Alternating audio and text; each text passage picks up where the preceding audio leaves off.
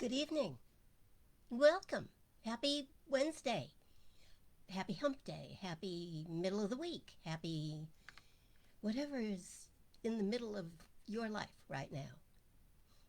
Our intention in being here is that if you need a little lift, if you need a little faith, if you need a better understanding of your relationship with spirit, or if you just kind of like to hang around with positive thinking people, well, that's why we're here. And you are very, very welcome to be part of the group.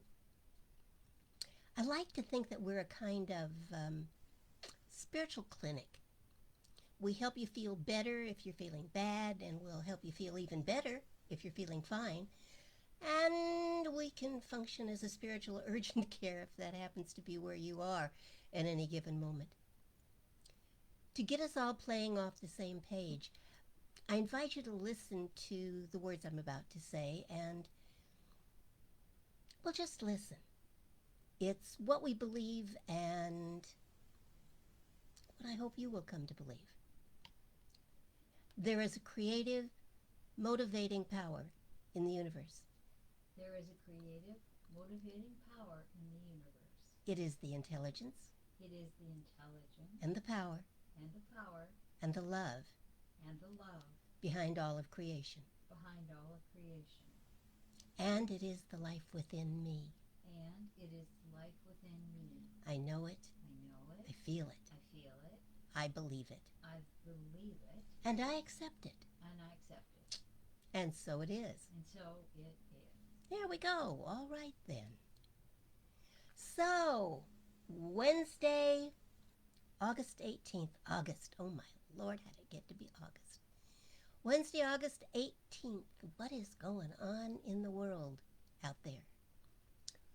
Well, Afghanistan is now in control of the Taliban. We are deeply involved in getting tens of thousands of people safely out of Kabul, but not only Americans, also Afghans who supported American troops.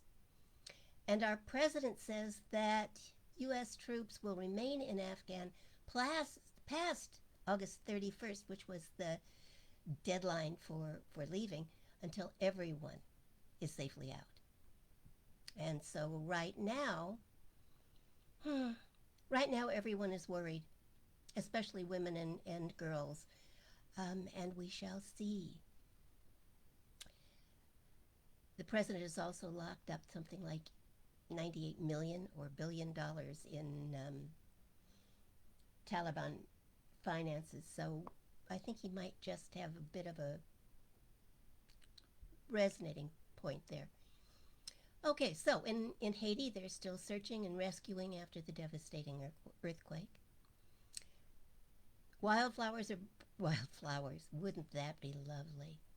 Wildfires are burning forests and homes all around the world, including here. And back in the USA, the pandemic, especially the Delta variant, continues to sweep the nation, just as children are returning to school in states that do or do not require masks, some of which right now are forbidding masks on children be required. So we shall see how that works out. And about the same time that businesses were thinking it was safe to call their employees back to the office. What a week. Oh, and there's so much more. But as I say every week, this isn't intended to be a news show. I just wanted to point out that there seems to be a lot of stuff going on in the world. And I guess my real question is, how does that stuff affect you? How does it touch your life? How does it change things or not? How does it impact the way you feel and live and respond to those things? Just a question, something to think about. So I'll give you a moment or two to think about it. If some of you were too distracted by my hair, then you weren't here last week when I announced that I was going to allow August to be my Be Kind to Your Hair month. And so I'm not using any curling products on it, and I'm not using any heat, no dryers, no curling irons. And this is what happens when I do that. So bear with me. It's not going to last forever, but I just kind of felt like my hair needed a break, so it's getting one. So while you're thinking about how what's going on in the world impacts your life, let me talk about what I was going to talk about, what I am going to talk about tonight, if you don't mind. And I suspect that's why some of you are here. So there we go. You can see some of my bookcases in the background. That's the stuff I like to keep right on hand. But I was looking through some other bookcases the other day and stumbled upon a copy of What the Bleep Do We Know? And that got me thinking. Um, we as metaphysicians, I think, know a lot. Or quantum physics seems to have uncovered a lot that supports what we believe about the power of our thought and our ability to create our own reality, which I think was the whole point of the movie. We know about the power of attraction. We know about the power of our thoughts to change things. And we know that transforming our thinking really does make all things possible in our lives. What else do we need to know if we know that? If we know that, we truly do have dominion over the world of things. And that's a pretty powerful thing. Then add to all of that the discoveries of modern medicine, the ability to see into the human mind and watch what happens when thoughts create changes in the neurons of the brain. And we have machines that scan the human body and disclose in detail anything that is out of the ordinary. It's pretty amazing, isn't it? I find it amazing, at any rate. But just when we think we know it all, or at least a lot of it all, something comes along that shakes the very foundation of our belief in that. So, from ScienceDaily.com, the headline: New ligament discovered in the human knee. What? Let me read you just a part of the article. This is short. Two knee surgeons at university hospitals in Leuven, Belgium, have discovered a previously unknown ligament in the human knee. This ligament appears to play an important role in patients with ACL tears. Despite a successful ACL repair surgery and rehabilitation, some patients with ACL repaired knees continue to experience so-called pivot shifts, or episodes where the knee gives way during activity. For the last 4 years, orthopedic surgeons Dr. Stephen Clace and Professor Dr. John Bellemans have been conducting research into serious ACL injuries in an effort to find out why this giving away, this pivot shift happens.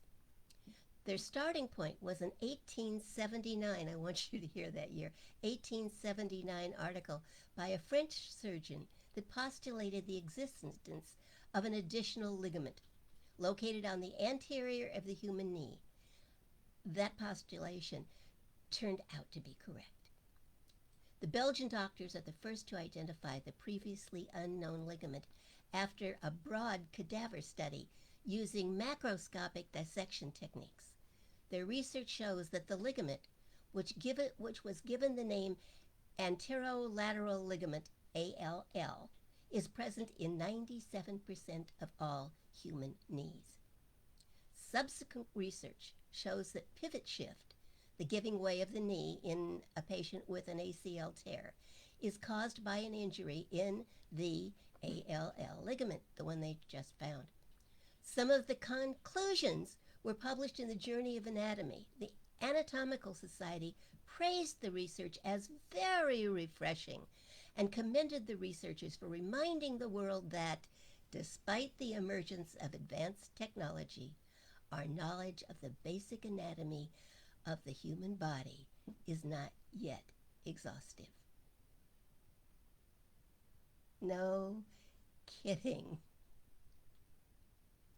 So, I was in a physical therapist's office the other day and I couldn't help but stare at the extremely detailed diagram of the muscular system that is displayed prominently on the wall, right next to the diagram of the skeletal system. And all I could think of was how could they have not found this ligament? Especially after someone mentioned over 100 years ago that he thought it was there and even suggested where it probably was. I mean, between x rays and MRIs and CAT scans and ultrasound, how is it that they didn't find it until now? So I'm looking at these two extremely detailed posters on the wall and thinking, my God, what else don't we know? So then on Friday, I was in a beauty shop, and there on the wall were the same two posters, which incidentally are also on the walls of my doctor's office: the skeletal system, the muscular system. This is the way it is the message of the diagrams. This is the interior of your body, looky. And yet there was no sign of the ligament. Now, the experts post these diagrams for our benefit because theoretically they already know all of this. They just want us to understand how much they know. So, if they're so smart, and if they know so much, where the heck is that ligament?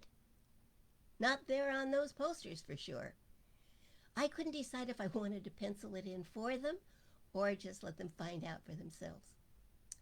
And I could only imagine the poster company jumping with glee over the idea of selling all of those new posters with the ligament in its rightful place. So here's my point. I really do have one. Whatever the diagnosis, no matter how well-meaning or well-educated the expert may be, it is simply based on today's knowledge. But what greater knowledge might tomorrow bring? Diagnosis. Today's knowledge. That's what it means. But what about tomorrow's? Must be why they call it the practice of medicine. And based on something as simple as the reality of a ligament that has been overlooked by all of the experts for the entire history of medicine, well, what else don't we know? How expert is the doctor, really? Or the lawyer, really? Or the statisticians, really? What we take for granted as today's truth, today's knowledge, diagnosis, can so easily be dissolved by a discovery tomorrow. Can we trust the doctor's words or the words of any expert? Well, likely yes, of course, but only to a point. We must know that their words are based on the current knowledge, today's revelations. But if we put our trust in a higher source, we must know that the diagnosis is really a mathematical equation. It tells us what the odds are based on today's knowledge. So, we're talking about the odds. The odds. And the funny thing about the odds is that there are always those who beat them. There's always more behind things than meets the eye. In 1492, there were those who believed that the world was flat. There were. A lot of them. And a few who did not. All of the known evidence of the time seemed to support the flat world theory. Yet, the world was not flat. Yeah, we all know that now, thanks to Christopher Columbus, who dared to go against the experts and discovered a new world, and at least we know that. Or do we? There is a story told at Rosslyn Chapel. that Prince Henry of Orkney actually sailed to the New World, our world, about 1392, 100 years before Columbus. After an unsuccessful attempt to land in Newfoundland, his fleet arrived in Nova Scotia, New Scotland, where to this day there are legends of a god who came from the east in ships that the Indians described as an island with trees growing in it. And isn't that what a big masted ship would look like? And he taught the natives to fish with nets. When Henry left Nova Scotia, bad weather forced the fleet south, and they landed in what is now Massachusetts. Henry's friend, Sir James Gunn, fell ill and died shortly after their arrival, but Henry lived among the natives for 14 years and brought back drawings and records of what he found there. At Roslin Chapel in Scotland, there are carvings of maize, corn, and aloe, things which at the time grew only in the New World.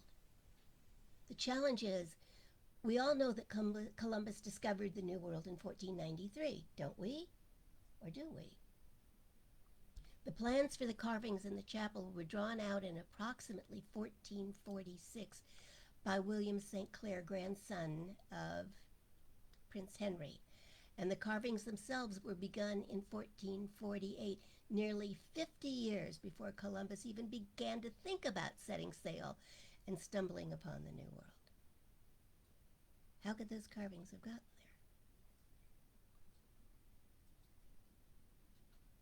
there? Oh, and there's a carving on a cave wall in Massachusetts of a 14th century knight in full armor and carrying a shield with what appears to be that of the Gunn family. Once again, common knowledge seems to be flawed. What we do know, probably, is that our ancestors came out of the caves into the light and discovered then that they could think and vision and build, and they built a civilization. We harnessed the lightning that frightened those early ancestors and created electricity. We looked to the skies that they prayed to, and we learned to fly. All of these once impossible things and more we have done. Yet still we doubt that all things are possible. We need to come to know that not only are all things possible, they are in fact highly probable. There are so many things we don't yet know. The scrawny, flea-bitten kitten with a strange scowl who will grow up to be a calendar boy. The silly TV series that will take all the Emmys. The we're just friends relationship that will turn out to be the perfect love. The hobby or odd job that will turn out to be your life's work. The diagnosis that will turn out to be your greatest gift. The mistake that might just turn out to be your greatest success. Think Post-its. Who knew? God knows. And that is what we really need to know. Oh, not some God out there who chooses some to reveal great truths to while the rest of us sit in darkness, but the very spirit of life, the creative motivating force of the universe that reveals itself, reveals its knowledge in us, as us, and through us. Here's the real secret of being a know-it-all in the best possible way, of course. Know that you are not separate from spirit, and that spirit is not a separate thing from you, that your very life is the life of that spirit, that you are here to be spirit expressing as you, through you. And there is nothing that can stand in the way of you doing that, of being that, at the highest level, except your belief that you are somehow less than that. Your belief that you are merely human instead of simply divine. In 1 Corinthians, we find the words, "Don't you know that you are God's sanctuary and that the Spirit of God lives in you?" Pretty powerful stuff. In the writings of John, we find that Jesus taught that those who received the Word of God were God's. Oh, there's so much we don't know, and much we will yet learn. Of that I am certain. And there is much we will yet do. Of that I am equally certain. Again, we are told that Jesus said, "These things that I do, and greater things than these will you do." It was a promise. Clearly, we have much to learn and much to do. Begins with understanding the basics and having an open mind and an open heart. It begins with understanding that in the moment we collectively do not know it all, but that we have access to it. It is the willingness to be a willing student and a willing accomplice to and with the power of the universe. Know that Spirit is all that there is. Know that you are a place where God is. A place created to express the creativity and the power and the wonder working of Spirit. And then knowing that, keep asking yourself, what more do I know?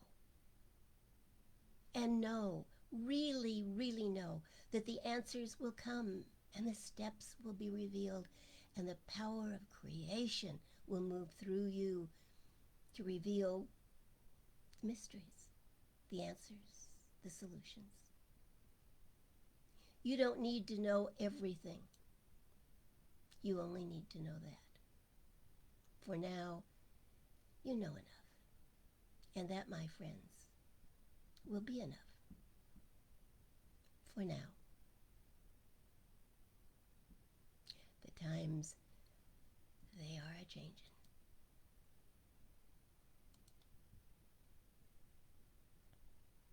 The world, I think, is clearly on the verge of something. Will it be the discovery of our divinity? Or will it be a disaster? I think we get to decide. I think each one of us in our own way gets to decide. I think it is time for us to roll up our sleeves and get to some spiritual work. Time for us to be large enough to get past our grievances. Time for us to care enough to be involved. We've got to stop filling our minds with things we can do nothing about. Filling our minds with debris from the past. Or tying ourselves up in knots because of what others have or have not done. Or what we have or have not done. Our thoughts have created today. Our minds will create tomorrow. If we truly believe that it is done unto us as we believe. Let us enlighten our minds and enliven our lives with visions and dreams for the future. We must decide who we want to be. But when we do, we will discover that there's a perfect pattern within us that will be revealed. If we stay awake. And I think if we are willing to love everyone, everywhere, it's not always easy. I never said it was easy. It is simple. It's not easy. But I do think that might be the non-negotiable imperative. Love. Without it, we fall into judgment. We go back on biases. We prejudge.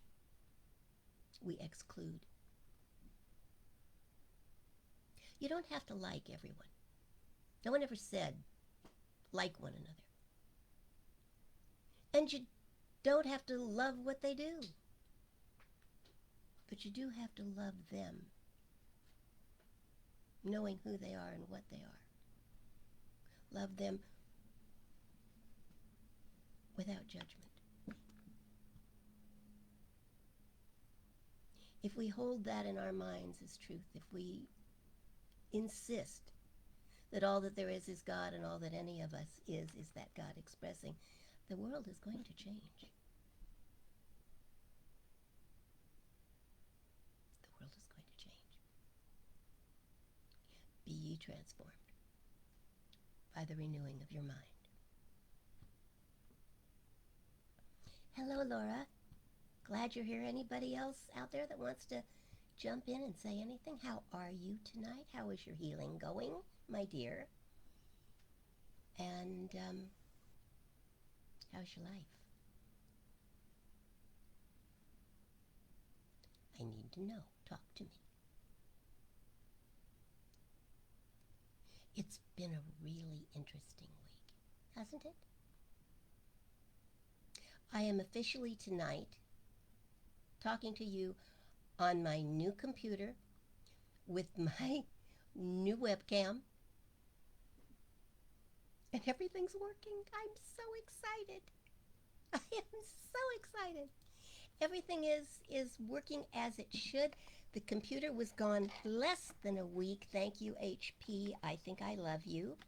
It came back and they replaced a couple of things, neither one of which was anything I recognized, but I know the computer front face is not dented any longer, and it doesn't freeze up anymore. So that's all I ask. And my little webcam is acting properly and not shutting down, and this is all very exciting for non-techie me. The kids are back in school. Yes, they are. Yes, they are. I just hope they're all masked. I suppose it's politically incorrect for me to have an opinion about that on Facebook, or, well, no, people have ideas on Facebook all the time. I can have mine. I think everybody should be masked. Yes, look at my new stuff. Isn't it neat? It's the old monitors, the only thing left that's part of the old school. Well, and the speakers, which I think go back to my very first computer. But they still work, God bless them, and as long as they do, they get to live with me. But we have a new tower, which is much smaller than the old tower, which means I don't kick it all the time. And a new webcam, because, we're doing a lot of this Facebook stuff now. And I wasn't happy with the picture, so someone smart that I respect had suggested, well, get a new laptop and, use that. But I kept thinking that's not really the solution, I don't think. But I did like the idea of portability, so we're going to check this out in a different way sometime next week, maybe so. And then I thought, well, what if I just get a good webcam instead of the little one that I've got? And so I did. And I'm thrilled with it. The last week when the new computer was being sent back to HP and we had to rehook up the old computer, the old computer didn't much like the new webcam until all of a sudden it did. It was a miracle.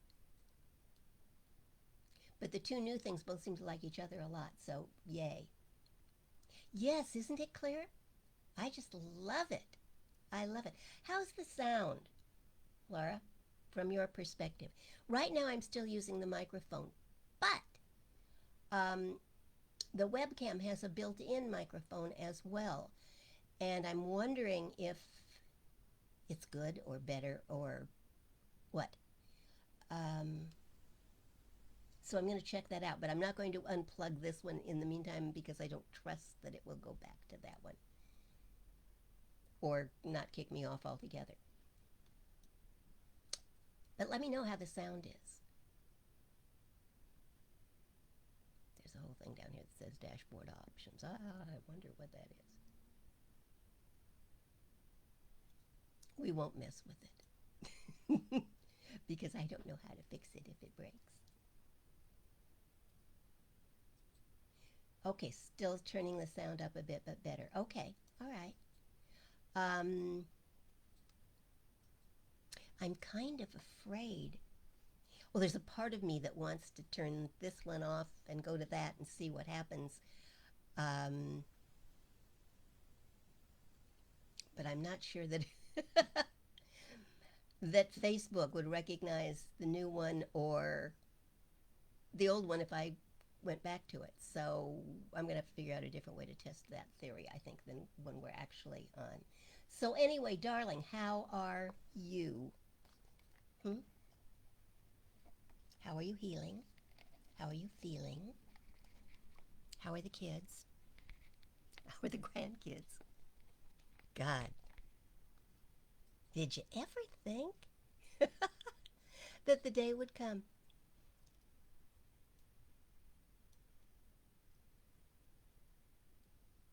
I'm watching so many kids these days. Brenda's daughter, Jessica,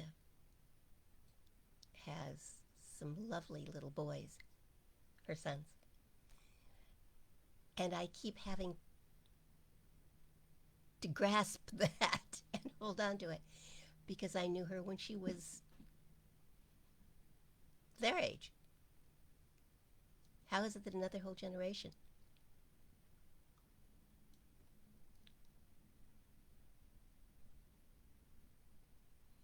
Ah, okay.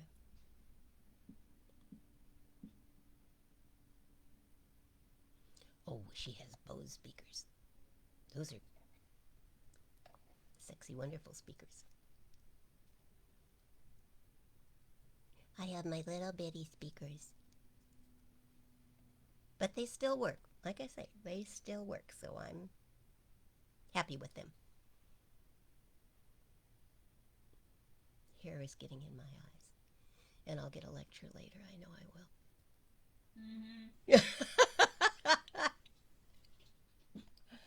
Mm-hmm. It's not behaving well tonight. Here I am trying to let it be free and get healthy, and it's getting in my eyes. Uh,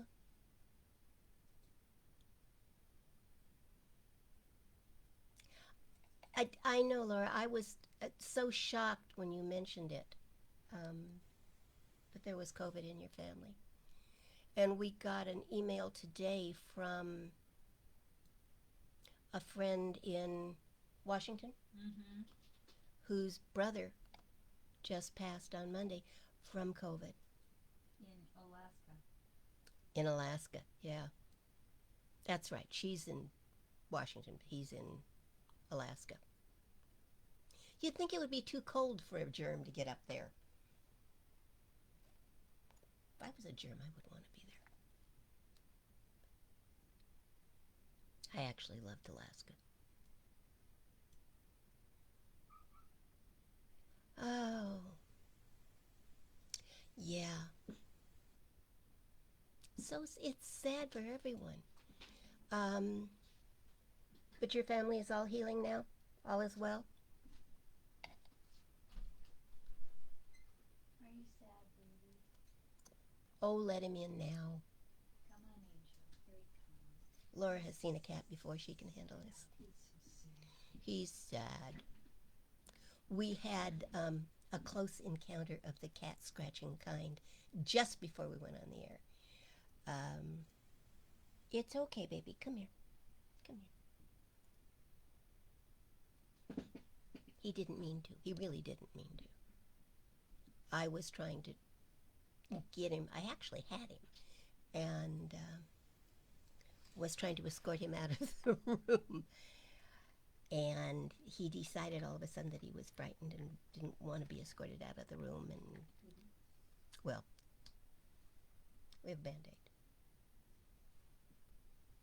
But I'll be fine. It will heal, and so will he, and all will be well. 'Tis not a big deal. Unless I come down with cat scratch fever, and then we'll talk, okay?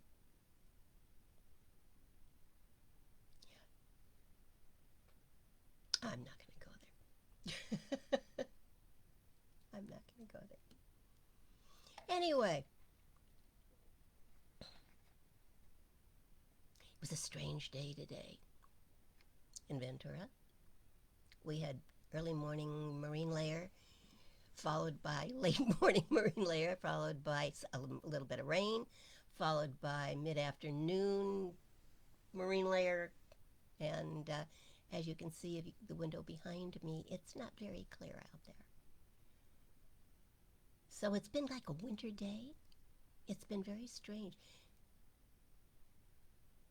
Yay! Yay for the thyroid, yay! I'm glad you're enjoying Spirit's book. Every single story in it is true. He's quite a character. Hey, baby, somebody else has got your book and is reading it. So, what can I pray for you, Laura? And then I will. Got out my trusty pen.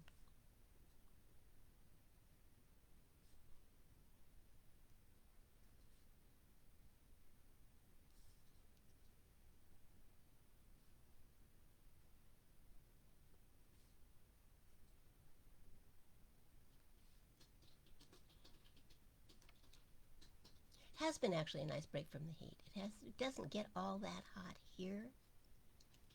Oh dear, I'm going to get such a lecture about this hair. It doesn't get that hot, but today was kind of muggy and wet and strange. Inside it felt like winter, outside it felt like muggy.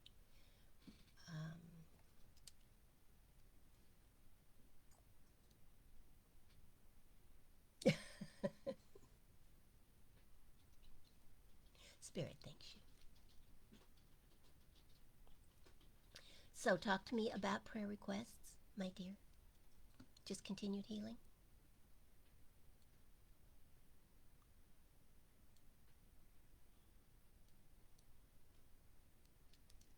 Then I shall pray.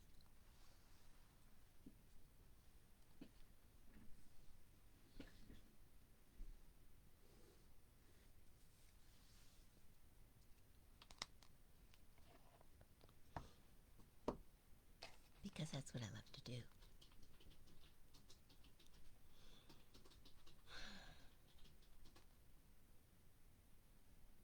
And close your eyes if that's comfortable for you. Or just soft focus. Or focus on something that lifts your spirit. A candle.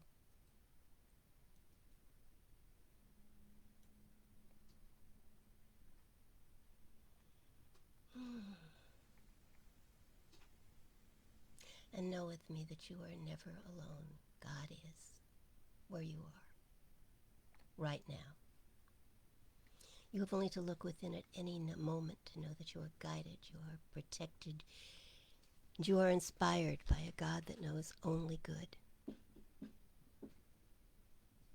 Only good, only healing, only beauty, only perfection, only love. If there are things that appear to be unbeautiful, it is because we fail to see the beauty in them. But it is there if we will look. And if we find those things in life to be unloving, then it is for us to love even more. To defeat the unlovingness with love.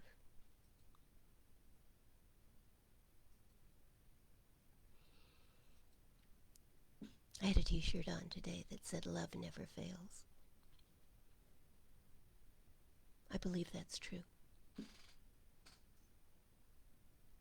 may take a while for it to win, but win it will. And so I know for each of us that we are loving. We are love itself, expressing love at the highest level, expressing in life, through life, as us. And so I know for each of us that as we express that love, so we express God. And then that is a beginning, isn't it? For when we find that we can express God as love, we will find that we can express God as creativity,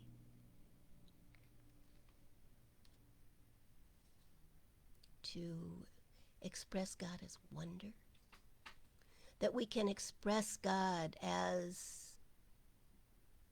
impossible things that become possible as us, through us.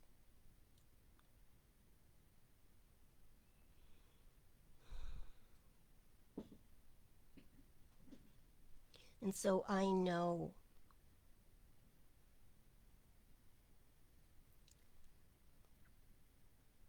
complete healing for Brenda, and faith in herself, and strength and balance. I know for Heidi complete healing, wellness. I know for Spirit an invitation to get down.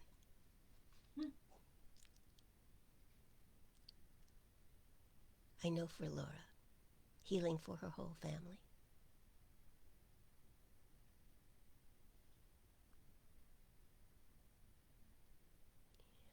I know for each of us that which our heart desires the most, spoken or unspoken.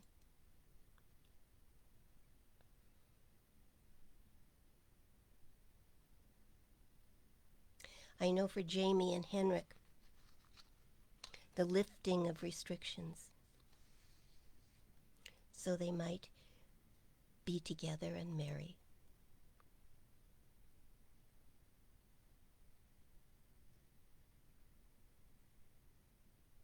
I know for Kak's success with her newest endeavors.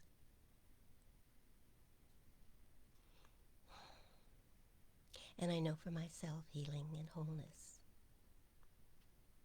and the revealing of the divine blueprint.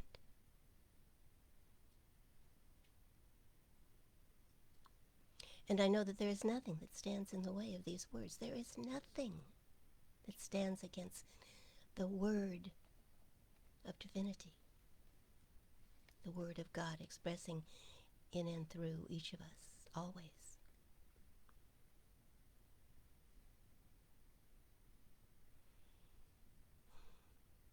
And I know for this ministry absolute perfection and participation. I know the excitement of growing and enlarging and engaging and making the circle bigger. I know that. And I know these things, all of these things to be true, and I accept them, and I am grateful, so very, very grateful for all that transpires, all that comes of the words that have been spoken tonight.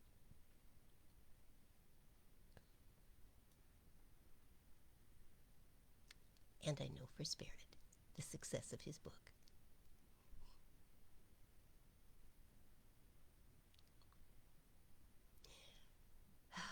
Very grateful we all are for all the good in our lives. And we accept it and let it be so. And so it is. And so it is.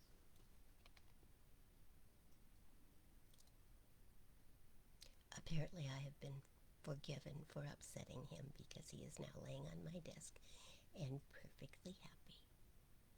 Yep, see, that's the rear end of him. There's his head.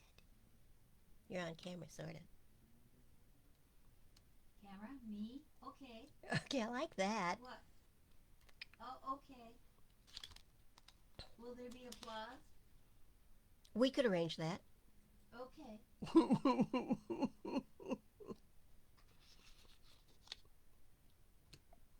We could arrange applause for you. Yes, we could. You're a good little guy.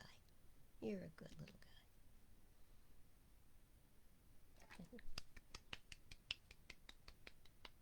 Applause. He got used to sitting on my desk when I was sketching the pictures for his book. And now he thinks every time he gets up here, I should grab a pencil and sketch him some more. Yes. And he is already working on volume 2, year 2, his second autobiography. Yes. So I guess I have work to do.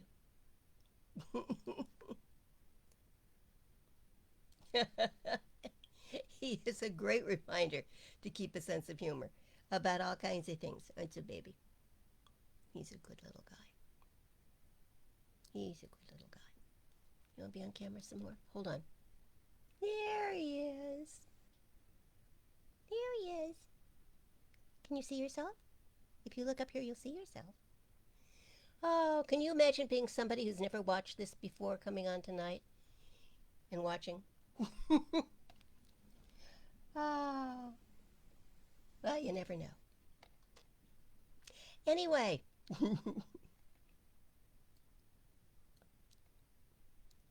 I'm content. I feel complete.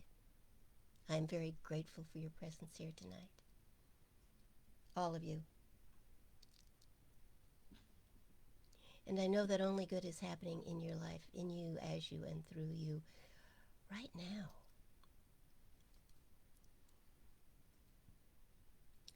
I invite you to say our closing words.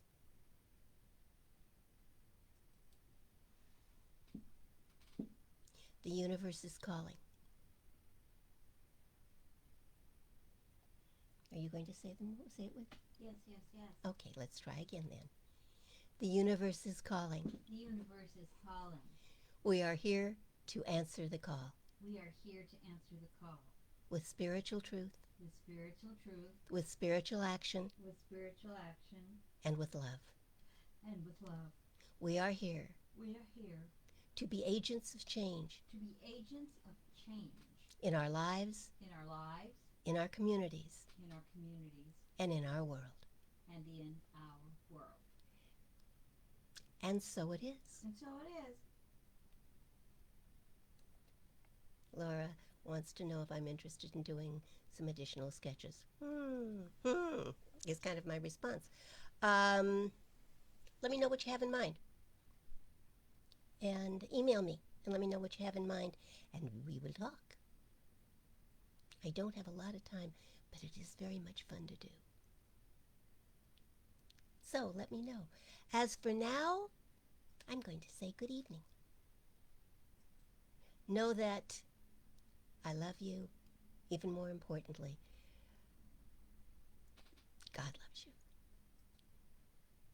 And know that you go with God, because you can, in fact, go no other way.